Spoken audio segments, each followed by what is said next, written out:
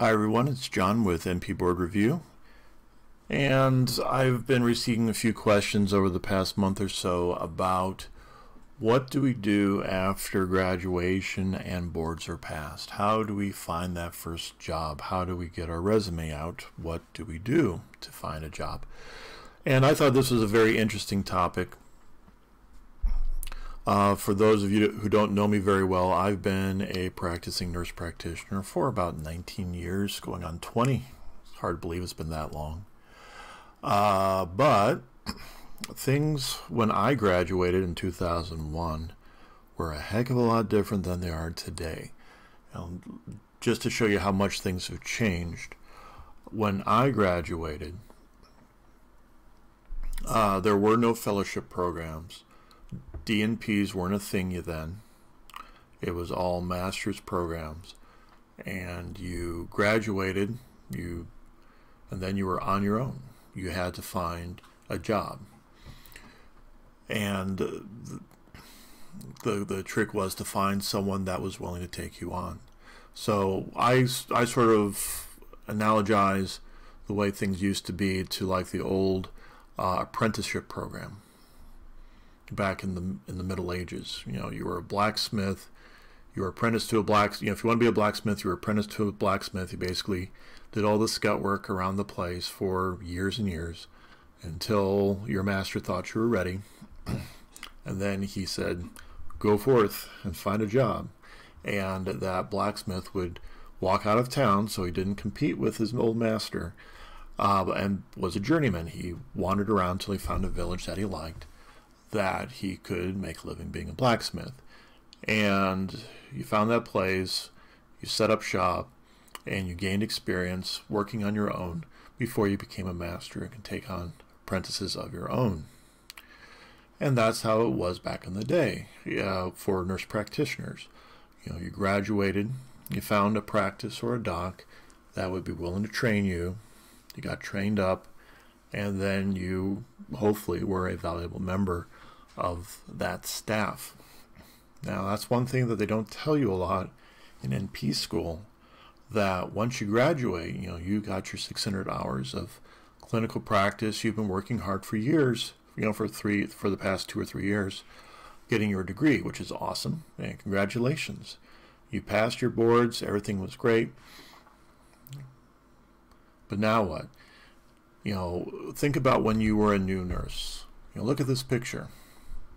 This is an old nursing graduation where you dressed in your whites, you got your pin, you got hatted, did your little candle, you think you're, the next best thing to Florence Nightingale, but you get out into the wards and you say, whoa, I have to take how many patients on at a time?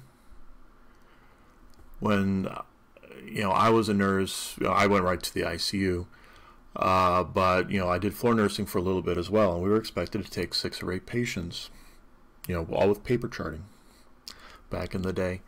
And that was expected. You were expected to take 6 or 8 patients at a time.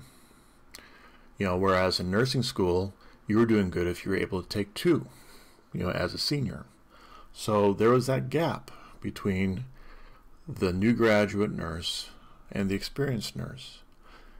And the same thing happens when you graduate from NP school.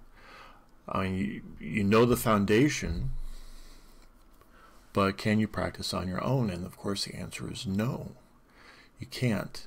You have to get trained up. And as I tell all my new grads that come and work with me, I've trained up several, that the first 6 months after graduation, you will feel so stupid. You'll be presented with information that was covered in class that you should know, and then just totally leaves your head, and you feel and act and sound stupid, and you get really mad at yourself. My first 6 months with my mentor, I was about ready to quit at least once a week because I would just feel dumb. My mentor Fred, he was, tell me all this stuff. I knew I was mad, not so much at him, I was just mad at myself because I didn't know the stuff that I figured I should know. So again, don't be mad at yourself. You know, you just got a lot of information in school. You're trying to integrate that from a theory to a practical basis. So, and that's not something that happens overnight. It takes time. And everyone realizes it takes time. Okay? And that's where we have the situation today, is that now there are the new things out there called mid-level fellowships or nurse practitioner fellowships. So the idea is that once you graduate, you apply to a fellowship program, and they train you up over the course of a year to be a functional nurse practitioner. And there are advantages to that, because, you know, I always tell my students and my new grads that the goal when you are an up and running practitioner, is that you should be able to get through a round, you know, like a regular patient, already established patient round in 15 minutes. You should be able to do a consult in 45 minutes and a new H&P in an hour. And as a new grad, you go, whoa, that's really fast. Once you get trained up, you can do this. It's not easy, but I mean, you can get it done. That's the expectation of how fast you should be able to do it in order to, you know, be able to hang with the big boys. So let's look a little bit more at the fellowship program for those of you who are not familiar. So this is a website that talks about them. It basically has a list of fellowship programs that are available. There's many available throughout the United States. This one just shows the ones that are available for emergency room nurse practitioners. And on there is the one that I work at. Well, I don't work for the fellowship program. This is the campus that I work at. So this is the fellowship program at Carolinas Medical Center, now known as Atrium Health. And looking through here, there's many different specialties that you can choose, going from behavioral health all the way down to urology. And you apply. If they accept you, you know, you're in a class. So basically you have a lot more, you have more education with more classes that go into a bit more detail about your specific area of specialty.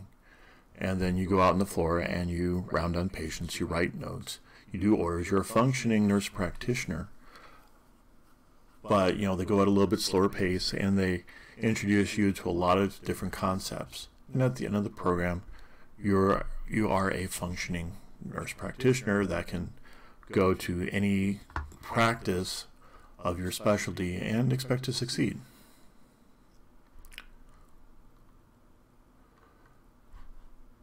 So, but what happens if we don't get into the fellowship program? Like I said, you know, these places require that you apply.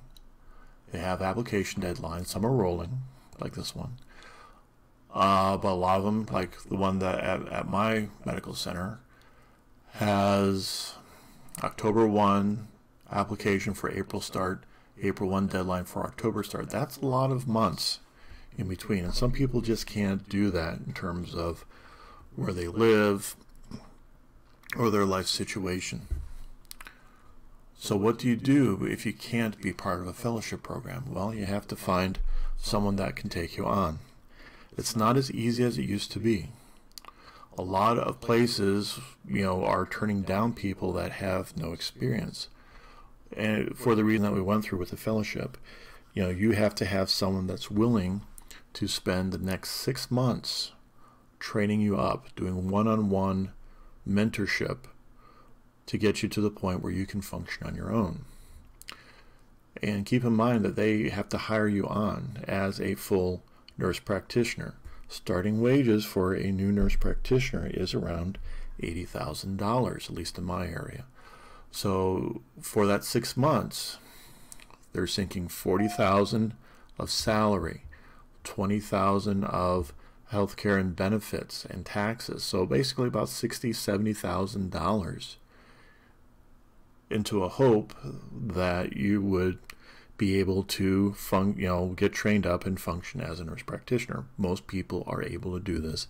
There are some that do not. I have known a couple that have been unable to really make that transition from theory to functional practice.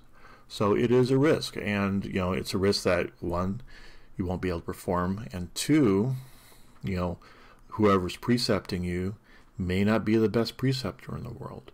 They may not be the best mentor in the world. And again, there's risks taken on each side.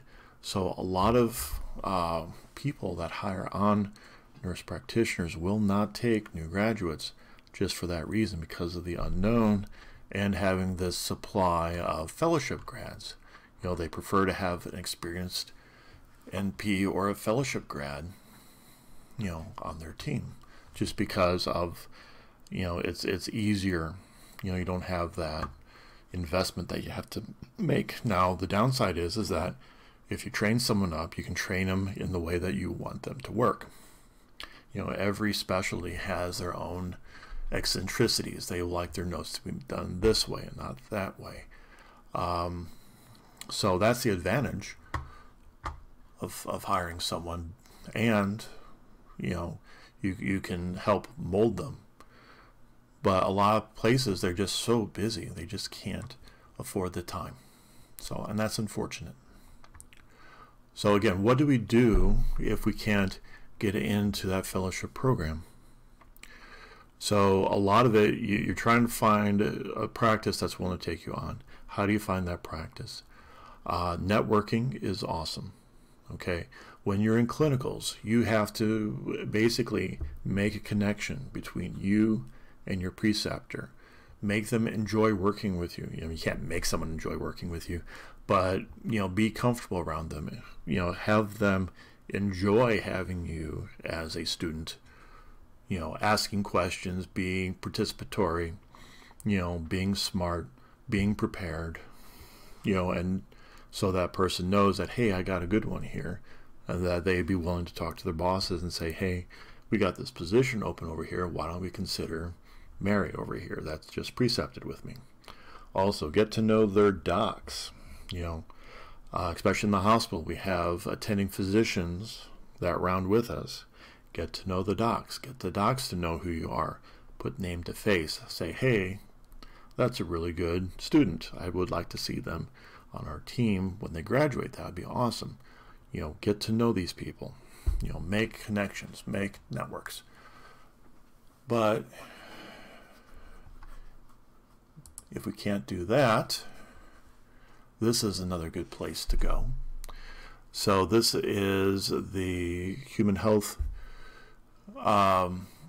Administration, and they run a job board connecting people who are looking for jobs with low income areas that really need providers. So this, let me go through here a little bit. We back up just one bit. All right, so this is a Health Workforce Connector. This shows all the jobs that are available for nurse practitioners throughout the country that are part of the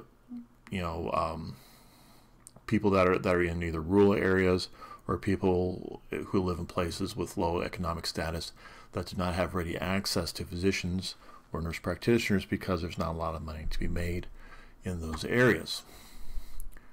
So we click on that. We got nurse practitioner. Looking through here, there are 1,621 opportunities throughout the United States. Now, granted, that's not 1,600 spots on our Google map here, but we can find a spot and we can zoom in.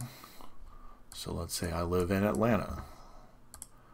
Let's zoom into Atlanta, see what they have available. So this is the Atlanta metro area. Let's redo the spots. Here are the jobs that are available in Atlanta. So looking through here, we have some prison jobs. A lot of prison jobs. And there are some family practice jobs as well. Here's one over in Stone Mountain, Georgia. Now, that's the thing, is that with these jobs, they're in less desirable positions, such as prisons, such as rural health. But you need to, if you're not part of a fellowship program and you're having a difficult time finding a job because of lack of experience, this is an excellent way to get that experience, and for several reasons. One, they're willing to take you on in a lot of cases, okay? Make sure that you find us, look for spots that look like it's an established practice, that there will be people there willing to train you up. And there probably would be. Prisons do not only have one nurse practitioner, they usually have several. And then you'd be able to get, trained up with them. Again, the purpose is to get that first year's experience. Once you have that first year's experience, you can go just about anywhere as long as you show people that you do have that first year. So these are places, again, that are hard up for staff because they can't get staff that are looking for help. The advantage of working there, in addition to getting that experience, to get that foot in the door, is also this. It is loan repayment. If you spend 3 years full-time with these guys, they will give you up to $100,000 of loan repayment. So in addition to a regular salary, which isn't bad, you will also get up to $100,000 in loan repayment, and that is big because the longer you wait the longer that you're looking to get the foot in the door to get into somewhere, the closer that loan repayment date is coming. You have 6 months after you graduate before those loans come due. And depending on how much you take out, they can be massive. So this will be a big help. You'll be earning a good salary, plus you'll get the loan repayment, which really, really, really helps out. In my first job, they were in lieu of a raise, they were able to give me a loan repayment, and that really saved my bacon several years down the line, because they were paying off like $1,000 a month every month I worked for them. So I got before I left, I got like 10 or 15,000 of my loans paid off. That was a big help, because the more money we can get paid off of that principal means less interest down the line that accumulates, and that is huge savings down the line. Getting up to $100,000 for 3 years of work, that's big. That's really, really big. That's, that'd be, example, $33,000 a year of loan repayments. Let's say your average salary is $80,000. That's like putting 40% of your salary right into loan repayments. That's something most people can't do, especially if they're a sole money earner in their family. Another good place to look is AANP. They have a nice job board. Other places all across the country, I would recommend that you look there as well. They have a lot of varieties of stuff. They usually look for more experienced people, but you can always, if an inexperienced person is the only one they can find, they will definitely take an inexperienced person. You can also upload your resume to the AANP website for people who are looking, if you want to stick around a certain area of the country. All right. Lastly, I was asked about resumes. Hold on, let me get my resume up real quick. I thought I had it. Hold on. Let me get this. There we go. This is my resume. Some people are asking me for a copy of my resume just to get as a template. I redact. This is I typically carry my CV with me. I've updated it over the years. Usually try to update it every couple of years or so. Anyway, this is mine. I updated it just a little bit today. It's not perfect yet. I still have to go back through and tweak it a little bit more. But there's my name. I redacted my personal information. You typically put your address, phone number, email address right here for people to contact you. And the way my CV works, I have relevant experience and skills. I'm employed by a cardiology group. In my current position, I'm responsible for my job. I work in the evening shift. You know, the hospitalists have a consult. I see the consult. If people come in through the emergency department with a heart-related issue, I will admit them or consult on them in the emergency department. I also take care of problems that occur on the floor for the already admitted patients. I do a skills summary. I'm expert in assessment and management of critically ill adults. I read chest x-rays, I read 12-lead EKGs, I interpret lab tests, and cardiology imaging studies. Those are my areas of expertise. Then I do professional experience, so here's where I've worked over the past 19 years. Work there, the cardiology group there. I've worked at the main campus. I did some family practice. I worked in Houston for a little while. I worked as a pulmonology NP for a while, in sleep lab, and then I also did my nursing experience too. So I went to school in Tallahassee, so I have my talent where I spent a few months working on the floor in Tallahassee, so I did that. I was a graduate assistant for a year or so. Worked in various hospitals. I was a travel nurse for a while.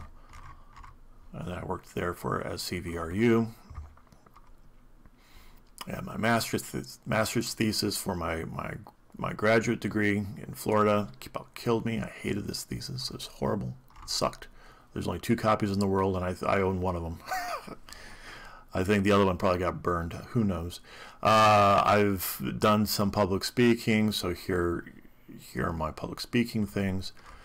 And my licenses. So I'm a family nurse practitioner, I'm a registered nurse, I'm board certified in both family and AGACNP. I've been a registered nurse in other states. I have my ACLS, my BLS. I used to be PAL certified, did that as a LARC 1 year. I let that expire. I also did Foundations of Critical Care Support. I let that expire. I mentioned the expired things because it says at least I did them. I'm somewhat familiar with them. There's no reason for me to keep these up. I don't see kids.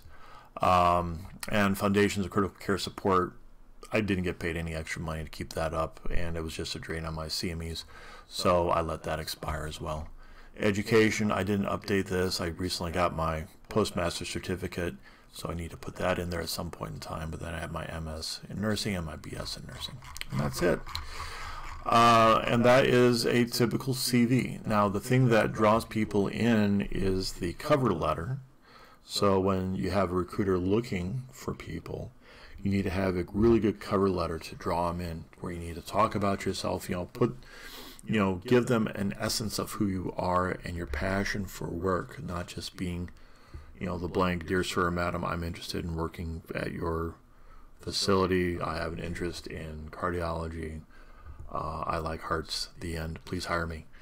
No one's going to be drawn in by that. You have to have something that's a little bit more compelling, saying I've been a nurse in cardiology for 6 or 7 years. I was active on the floor in education of the staff, and I really enjoy cardiac patients, and I'm involved in this, I'm involved in that, and that can really pull someone in.